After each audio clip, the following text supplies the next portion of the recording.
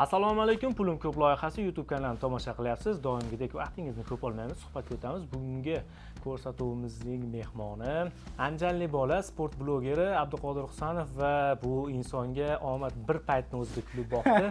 Abduqodir Husanov Manchesterga ko'chib o'tdi, bu inson esa Instagramga ko'chib o'tdi va hozirda bir ikkita videolar top darajada yuribdi. Assalomu alaykum, Pulim ko'p loyihasini kuzatib turgan va bu ko'rsatuvni ko'rib turgan barchaga ishinglarga omad, iloyim hammanglar deb pulinglar ko'p bo'lsin, shu qatori meni ham. Qaynoq savollarimizdan biri, pul siz uchun nima? Pul men uchun hayotdagi juda ko'p narsalarni hal qiladigan vosita. Kitobiy gapirmoqchi emasman-da, pul. O'zimiz kitobiydan yiroqmiz. Ha, pul unaqa, pul bunaqa. Lekin hozirgi vaziyatda, hozirgi zamonda va bundan keyin bu ketishda pul juda ko'p narsani hal qiladi. Shu pulga bog'liq bo'lib qolgan hayotingizdagi voqealar.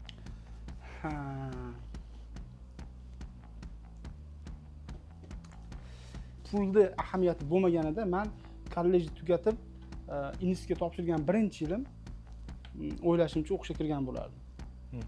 Endi avvalo peshana. Undan keyin 2 yil yutkazdim. Misol uchun birinchi yil kira olmadim, ikkinchi yilda ham kira olmadim, uchinchi yilda kirdim. Avval o'sha paytda shunaqa vaziyat bo'lgan, ijodiy imtihonga pul bilan kirganman, ochig'ini aytaman, ijodiy imtihonni pul bilan sotib olganman. 3-yili, 2-yili hali imkon bo'lmagan, shu bilgansiz pul hal qiladi hamma narsani. Men jonimdan, ichimdan xohlaganman shu teatrga kirishdi. Bo'lmasa o'zimizda shanslar bor, chunki ona tili, adabiyot, tarix bilan qattiq tayyorgarlik ko'rganman. Ikkalasiga ham o'zim qiziqqanim uchun befarq bo'lmagan fanlarimda shunchaki shu fanlarda o'qisa o'qishga kirar ekan deb o'qimaganman. O'zim qiziqqanimdan, adabiyotni yaxshi ko'rganimdan, tarixni yaxshi ko'rganimdan o'qiganman. O'shuning uchun testdan har doim yaxshi natija bo'lavergan. Ijodiyga navbat kelganda paqillab yiqilavergan. Zo'r talantliman demayman, chunki sahnaga chiqqanda zo'r talantim bor edi demayman. Misol uchun 75 balli sistema bo'lsa, hech bo'lmasa 30 ballga tortadigan holatda o'sha paytda o'zimda ishonch bor edi. 9 ball, 12 ball, 9 ball, 12 ball. Xursand bo'lganman boshqalarga ko'ra. Bu 1 ball, 2 ball, 5 ball. Ishoning, zo'r talantlar 10 balldan u yog'ini olmagan holatlarni ko'rganman. Lekin o'sha bolalar hozir ishoning qaysidir podkastlarda yoki qaysidir kino, filmlarda ancha-muncha ko'cha tilida aytgan zvezda bo'lib ketgan. Qo'rqinchlisini aytaymi? Hozirgi vaziyatda va bundan keyin hatto o'lsangiz qabringizga ham pul bo'ladi. O'lim hammada bor narsa. Misol uchun o'ladigan bo'lsa kimdir go'rkoviga ham pul, qabr olishga yeriga ham pul, hatto qabristonga kirsangiz jadvali bor. Misol uchun kichkina qabr muncha, o'rtacha muncha, kattasi muncha deb qabristonning narxlari bor. Shunaqa joylar bormi? Bor. Ko'rayotgan odamlar bo'lsa, bor bo'lsa uzoqqa yozib ketsin, bor desin. Aytmoqchi bo'lganim har bitta holatda pul. O'shuning uchun o'tmishda kumush uzuk taqqan erkak kishilar, chunki ko'p safarda yurishgan, ulovda bo'lgan, u yoqqa safarga savdogar bo'lishgan. Nimaga uzuk taqqan desa, o'sha uzukning miqdori safarda yurgan paytida agar vafot etib qolsa, o'sha grammini o'lchab turib, shu kafallik, shunaqa rasxodlariga ko'proq ko'cha tilida aytganda yetadigan holatda bo'lish kerak bo'lgan. Morgan Freeman musulmon bo'lmagan, musulmonlikni qabul qilgan, lekin qulog'idagi ziragini yechmagan. Ko'pchilik savol beradi, musulmon dinida erkak kishi zirak toqish mumkin emas. Nimaga sen yechmagansan musulmonlik qabul qilganingdan keyin deganda, u shuni aytgan. To'g'ri, men buni mumkin emasligini bilaman, lekin men qachondir o'sha boshimda o'lim borligini bilaman va mana shu narsa, mana o'sha o'limlikni ketadigan narsa bo'ladi deb yetmagan ekan. U yoqlarda bizdan ham qimmat bo'lsa kerak. Bizda hozir misol uchun har qanaqa holatda astag'firulloh, misol uchun kimdir atrofingizda kimdir to'lab oladigan darajada, misol uchun o'zingizda shu darajada pulingiz bo'lmasa-ki, kimdir to'lab oladigan darajada, endi bularda dahshat bo'lsa kerak. Mayli, yaxshi narsalar haqida gaplashaylik. 4 va 5-sinfni tugatganimda yoz oyida har yozda ishga chiqardim. Aniq esimda qolganda 12 ming pul topganman bir kunda. Adashmagan 5-sinf, demak 2005-2006-yillar bo'ladi. Zo'r pul edi. 12 ming pul topganman, qanaqa olma tergani chiqardim. Kunimga 12 mingdan berardi. Qo'shnimiz bog'bon edi. Xolasepa degan opamiz. Maktabda dam olishda bo'lib turgan bolalarni ota-onasidan ruxsat olib, keyin olib chiqardi ishga boqqa. O'shunda kunimizga 12 mingdan berardi, bir chelakdan qurtegan olma berardi. Undan keyin mana 6-sinf, 7-sinflardan keyin sekin o'sishni boshlaysiz-ku. Fasollar tanlashni boshlagan paytda unaqa 12 mingga qanoat qilmasdan, misol uchun boshqa ishga o'tib ketgan, yevro remont, kraska qilish, boshqa har yozni 3 oy bo'lsa 3 oy ishlardim. Shu qanaqadir 10 kunlik ish, 20 kunlik ish, orada bir kun dam olib keyin yana ish. Zo'r tomoni hech kimga og'irlik tushmaydi. 3 oy shuni qattiq ishlaysiz, Xudoga shukr deyman, rahmat deyman. Dadam ayam o'sha pulimga 1 so'mga tegmasdi. Ishlagan puling qanaqa rasxoding bo'lsa o'ziga. To'g'risi kiyinishga qiziqardim o'sha paytda. 3 oy ishlab turib, hamma pulimni yig'ib bir mavsumlik kiyim qilardim. Misol uchun maktabga ko'ylak, kostyum, shim, tufli. Lekin 1 yil maza qilib yurardim. Qishki narsalarga olib qo'yardim o'sha pulga. Maza qilardim. Keyin mana uylanib, katta hayot, bola chaqa bo'lgandan keyin to'xta. Faqat ijod bilan qorin to'ymas ekan. Bu qiziqishmi? Bundan pul kutmasdan hobbi sifatida o'zing maza qilishing uchun qilaver, lekin biznes qilish kerak ekan deb o'shundan keyin fikr paydo bo'lishni boshlagan.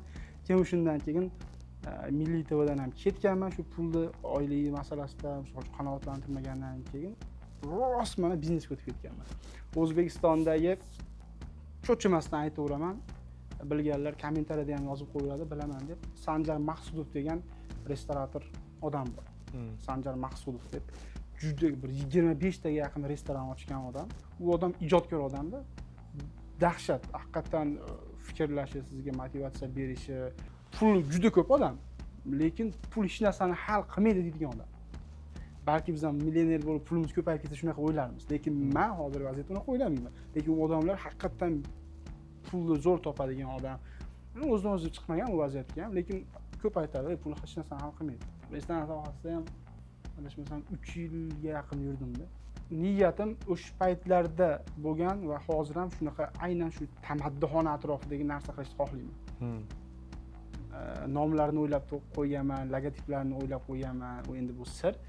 Shu kichkinagina tamaddixona. Yaqin kelajakdagi biznes sohasida o'zim sal bo'lsa ham tushungan va aqlim yetgan narsa mana shu tamaddixona, restoran, kafelar sohasida biror narsa qilsam kerak deyman. Yonimizda dala do'kon bo'lardi. Bitta ukamiz ochardi. Karantinda uyda siqilib ketib, o'sha odamning oldiga chiqib, "Ke savdo qilish bo'laylik senga" dedim. Ishoning, karantinda hamma narsa yopilib ketdi, lekin oziq-ovqat apteka ishladi. 2-3 oy birlashgandek bo'lib ishladim. Vaziyatni ko'rdim. Astag'firullah, urush bo'ladimi, karantin bo'ladimi, har xil vaziyat bo'ladimi, shu apteka bilan oziq-ovqat do'kon mavzusi siljimaydi. Menimcha bu biznes qilish yo biznes qilishni hamma xohlaydi. Ayniqsa erkaklar borki, ishoning, hozirgi O'zbekiston holatida 30 million oylik oladigan odam ham erkak kishi. Yo bo'lmasa 5 million oylik oladigan odam ham qo'shimcha biznes o'ylab yuradi. Nimaga? O'sha pul ko'p narsani hal qilgani uchun. Toshkentda 13 yildan beri yashayapsiz. Hali uyingiz yo'q. Toshkentda uyim bor. Yana necha yildan keyin uy olish maqsad bor? O'zi rejada bormi Toshkentda uy olish? Bor. Rosa harakat qildim. Endi ana subsidiya, ipoteka, hamma davlat tomonidan beriladigan imtiyozlar bor. Hammasini qilib ko'ryapman. Shu yili subsidiya ajratildi ham. Ba'zi sabablarga ko'ra foydalana olmadim. Shu uzog'i shu o'zimning hisobim bo'yicha 1 yil. Nimani hisobiga? Boshlang'ich to'lov miqdori hisob-kitob qilasiz-ku, misol uchun deylik 30% ni to'laysiz, qolganini oyma-oy to'laysiz boshqa. O'shuni hisobini olgan holatda holatimiz bor, boshlang'ich to'lov qila olamiz. Deylik bir 150 milliongacha boshlang'ich to'lov qilib turib, u yog'ini deylik o'rtacha 8 milliondan oyga to'g'ri kelsa, o'rtacha. Undan kami ertak to'g'risi Toshkentda. Eplasak bo'ladi, chunki shu turishimda ham hozir 4 million kvartiraga to'layman. 4 million kvartiraga to'layman. Mayli yeyish, ichish, boshqa rasxodlar kamaysin, kam yeb ichib, kam o'ynab kulaylik, lekin shu 3 yilga bo'lib to'lashga olamizmi? Misol 8 million, 9 million boradi 10 milliondan. O'sha 4 million to'layotgan kvartiram yoniga 3-4 million qo'shib, o'zimning uyim uchun orinmasdan maza qilib to'layman. Faqat hozir shu ana muammo bo'lyapti. Boshlang'ich to'lov qilganingizdan keyin ham shu 3 yillardan keyin uy topshiriladi. Shunisi o'ylatiryapti. Iloji boricha uzog'i 1 yildan keyin topshiriladigan variantlar bo'lsa, yaxshi. Bo'lmasa tasavvur qiling, 3 yilgacha ham kvartira, ham 8-10 million boshqa uyga to'lasangiz, voy deyaverasiz-da. ustimizda turgan bizni liboslarimiz bizni shaxs sifatida gavdalanib turishimizda jamiyatda qanchalik ahamiyatli deb o'ylaysiz? Zamon bilan bir nafas ketish yo bo'lmasa umuman sizni kiyinish uslubingiz, tashqi ko'rinishingiz, misol uchun qo'lingizdagi telefon, mana brendiy narsalar kiyib anaqa qilishingiz, bu narsa afsuski hozirgi zamonda va bundan keyin ahamiyati bor. Menimcha undan avval ham ahamiyati bo'lgan bu narsalarda. Shu kiyimga qarab muomala qiladigan qatlam bor. Odamlar juda ko'p baribir shunaqa. Kiyimga, telefoningizga qarab muomala qiladi, kiyinayotgan mashinangizga. Ishoning, mana bitta keys aytaman. Bir o'zimning yaqin o'rtog'im yaxshigina ishlab chiqarish sexi bor. O'sha odam aytayapti, qanaqadir tender bo'lgan, qaysidir maktabda nechidir dona stolini anaqasi bo'lgan, qatnashish kerak bo'lgan boshqa. Borib, u yerdan kimdandir katta zakaz olish kerak bo'lgan, buyurtmani olish kerak bo'lgan. Deylik, birinchi kuni misol uchun boryapti-da, shu ishlab turgan kiyimida, ish kiyimida, deylik o'sha paytda jentramda boryapman deyapti. Endi u borayotgan joy endi ancha katta auditoriyasi bor. Jentra ular uchun siz bilan bizga jentra ham katta bo'ldi mashinasi. Lekin u qatlam uchun u arzimagan narsa. Jentrada boryapman deyapti, o'sha eskiroq kiyimni, rabochiy kiyimni ola olmayapman, dogovor qila olmayapman, shartnoma kelisha olmayapman deyapti. Ulardan qanchadir vaqt o'tyapti, boshqa bo'lyapti. Yaxshigina mashinada, yaxshi kiyingan holatda boryapti, ishni bitirib kelyapti. Bu degani siz aytgan shu tashqi ko'rinish, buyumlarga qarab turib ish bitkazishda bitta oddiy misolida bu. Afsuski shunaqa. Endi siz atrofingizda o'rtoqlaringiz, yaqinlaringiz va sizni kimligingizni bilgan odamlarga bu ahamiyatsiz bo'lishi mumkin. Har qanaqa holatda kiyimda borsangiz ham u Nodirjon muomala qila olishi mumkin. Lekin afsuski shunaqa yaqinlaringizni ichida ham bilmaysizki, rostdan realniy shunaqa holatga tushib qolsangiz, muomalasi o'zgaradigan odamlar chiqadi ba'zi. Nimaga pul sarflagansizda achingansiz?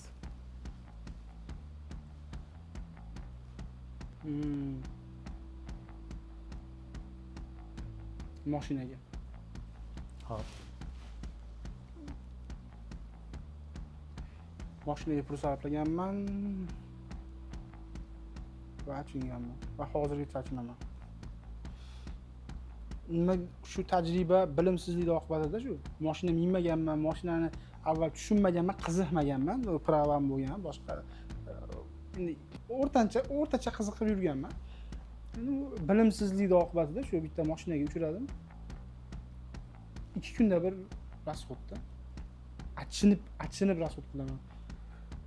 O'sha 2 kunda bir u chiqadi, bu yer chiqadi, bilimsizlik oqibatida olganman-da. Agar bilimim bo'lganda tanlab, chertib, achinmaydigan holatda, misol uchun anaqa qilaman. Oyma-oy bo'lib turashib olganman, yomon achinardim.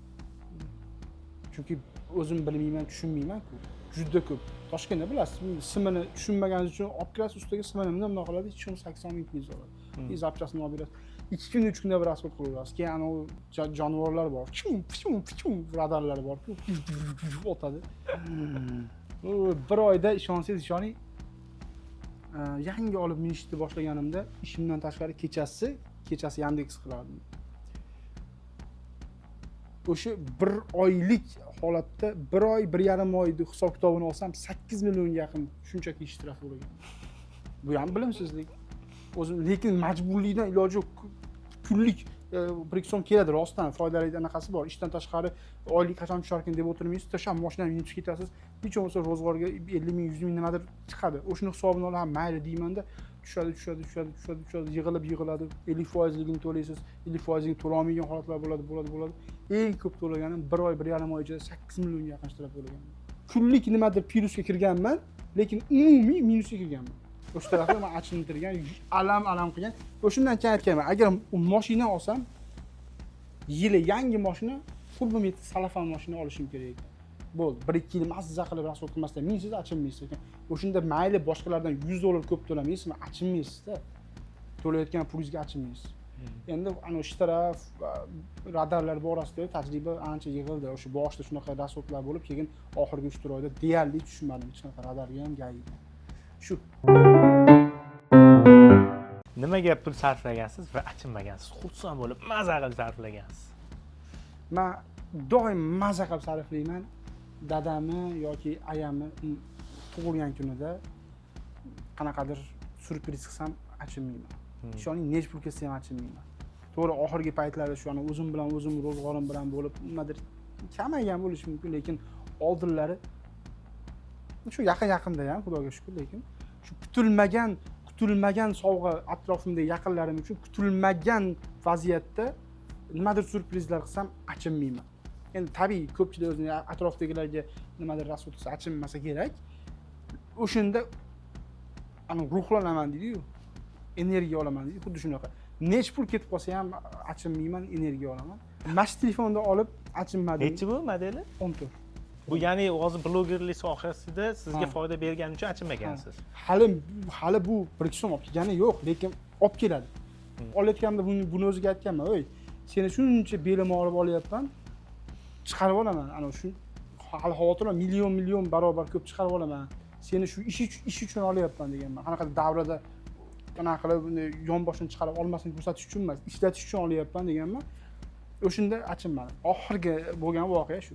Qiziq ekan bo'lsalar ham Vulqon News'ga kirib Instagramda kontentlarni ko'rishlaringiz mumkin. Yaxshi narsalar bor, qiziqib qolasizlar. Obuna bo'linglar. Vulqon News. Yaxshi informatsiyalar berishga harakat qilaman, lekin hali mana bunaqa dekoratsiyalar bilan yangi narsalar bor. Ijodingiz haqida. Yo, endi men hali ijod qila olganim yo'q, Nodirjon. Hali ijod qila olganim yo'q. Agar o'ylayman, ijod qilsam Kilian Murphy singari, DiCaprio singari baland cho'qqilarni xohlayman-da. Ana o'sha ijod. Shunga harakat qilib ko'rdim, shu oxirgi 1 yilda harakatim yo'q. Shu 1 yilgacha bir nimalar qilib ko'rdim, u seriallarga borib ko'rdim, unga iltimos qildim, bunga aytdim, bunda 10 ta seriya o'ynadim, bunda novella otalar so'zi, klipda epizod, nima bo'lsa kirib yuruvdim. Hamma narsa pulga olib taqalgandan keyin asosan fokus pulli joyga ketdi-da. Misol uchun deylik, men oxirgi bitta serialda 100 seriyaga dogovor qilganman. 10 seriya o'ynab turib, keyin bormadim boshqa. Chunki 10 seriyadagi 10 kun vaqtim ketgan bo'lsa, 10 kun demas, 7 kun deylik. Shu bitta epizodimni olish uchun ham soat 10 ga keladi, soat ertalab 10 ga boraman, meni epizodim kechasi 12 da olinadi. Bilib bo'lmaydi-da, misol uchun olib qo'yib olaman deydi, endi ish jarayoni bilasiz-ku. Shunaqa bo'lib vaqtim ketadi, ishimdan qisqardi, ish soatim qisqardi, pulimga ta'sir qildi. Bu pul bermaydi. Sendan pul olmasdan o'ynatyapman, zato xursand bo'l deydi. O'sha hammasi pulga olib, sen ertaga mashhur bo'lasan, sendan pul olmayapman, tipajing bor ekan, bosib o'ynab, zvezda bo'lib, bola chaqamni tipajim boqmaydi-yu endi. Shu oyligimga ta'sir qilyapti, ishimga hech bo'lmasa deyapman. Ishoning, foyda emas. Hech bo'lmasa ketyapman, obed qilyapman. Shu kunlik deylik 100 ming rasxod qilyapman. 100 ming kunlik ketishimga, obedimga pul berish bo'lmasa deyapman-da. Ham ishimdan pulim minus bo'lyapti, oyligimga ta'sir qilyapti. Ham u yerdagi bor qolgan oyligim shu ketishim, obedimni o'zim sarflab boryapman. Nari yoqqa hech narsa qolmayapti. Mayli o'sha uyga kirib tursin, olayotgan qisman oyligim manovi rasxodlarimga yarasha ketishimni qopladi. Xo'p degan, 1 bo'ldi, 2 kun, 3 kun o'tdi, 4 kun o'tdi. Qarasam, operatorlar almashyapti 3 kunda bir. Bitta operator bilan do'st og'ayni bo'lib qolganman, salomatligim yaxshi edi. Ketdi. Oradan 2 ta operator, 3 ta operator, oxirani yaxshi bo'lib qolgan operator bilan telefon olib, "Nega kelmay qo'yding sen, aka? Pul temasi, hamma pul yo'q taqalgan. Vaqtida bermaydi pul boshqa." Shu bilan keyin to'xtadim, qarasam 10 seriya o'ynab qo'yganman, beraman deyapti-da. To'xtadim-da, keyin yo'q bo'ldi. Konkretni agar shu 10 seriyasini hozir qo'limga bersangiz davom etaman, keyin bo'lmasa yo'q. Voy, zvezda bo'lasan 100 seriya chiqasan, keyin 200 seriya chiqmayman degan. Pul hamma narsa. O'sha ketdi, o'sha Milliy kanaldan kim ketdi u kino? 10 seriyagacha ketdimi yo 100 seriya ketdimi? U serialda o'zi oxirigacha ketdi. Siz rolingizni nima qilishdi? Meni rolim shu 10 seriya ketdi. Sizdan keyin rivojlanchi. 10 seriyadan keyin meni o'ldirishdi. Rostmi o'ldirib yuborishdimi yo bir boshqa yechim qilishdimi? Boshqacha yechim qildim men, to'g'risi ko'rmadim men. Erkak kishini rosa quvvatga kiradigan har tomonlama pul, boshqa har tomon shunaqa vaziyatga vaqtga kelyapman, o'ylayman. Necha yoshda deb o'ylaysiz? 40 yoshda aql hushi, endi yiqqani yig'adi, yig'magani u 70 ga kelgan chol bo'lsa ham bu oqshom oldi diskotekada yuraveradi. 40 yosh erkak kishi uchun juda bitga chiqqan joy bo'ladi. 40 ta qirchillama bo'ladi. Qirchillama bo'ladi. O'sha 30 bilan 40 ta o'rtasida dahshat davr bo'ladi. O'sha bir nimalik bo'ladigan vaziyat bo'ladi 30 bilan 40 o'rtasida deb o'ylayman. Qizlar chiqyapti, intervyu 18 yoshda уже bitta uyi bo'lishi kerak, mashinasi bo'lishi kerak, erkak kishini balki hozirgi zamonda rostdan уже 30 yoshda ko'p narsa qilgan bo'lishimiz kerak aslida. Hozirgi zamonda tempida 30 yoshgacha hozir bo'lib to'lashga emas, haqiqiy shundoq borib salondan olib chiqqan mashinamiz. Endi hozirgi zamonda tabiiyki shunaqa narsalar o'lchanadi-yu. Shu demoqchi bo'lganim o'zingiz uyingiz joy rostdan bo'lishi kerak edi. Lekin kimgadir erta, kimgadir kech kelgay davron, kimlargadir bu kunlar ham bo'lgay armon. Umuman erkak kishi sinfdoshlar davrasidami yoki o'zini yaqin insonlar davrasidami to'planib turishi, choyxona qilib turishi necha kundadir bir, balkim necha oydadir bir qanchalik ahamiyatli insonni o'sishiga. Krugingizga bog'liq. Agar yig'ilayotgan shu auditoriya choyxona bahonasida yaxshi narsalar muhokama qilib, yaxshi fikrlar almashib, mana yaxshi sifatli suhbat bo'lsa, unda ahamiyati zo'r. Yangi ideya olasiz, yangi kuch olasiz. Agar sizda hasad degan tuyg'u bo'lmasa, atrofingizdagi oshna-og'aynilarning yutug'idan motivatsiya olasiz. Asosiysi yangi fikrlar olasizda. G'iybat aralashmasa, bo'lar bo'lmasa gaplar bo'lmasa, u yaxshi davr. Lekin shunchaki choyxona dam olish deb turib, dam olish uchun borib, aldir-buldir qilib, prikol gaplar gaplashgan qilsangiz, unda ahamiyati yo'q. Shunaqa statistika bor.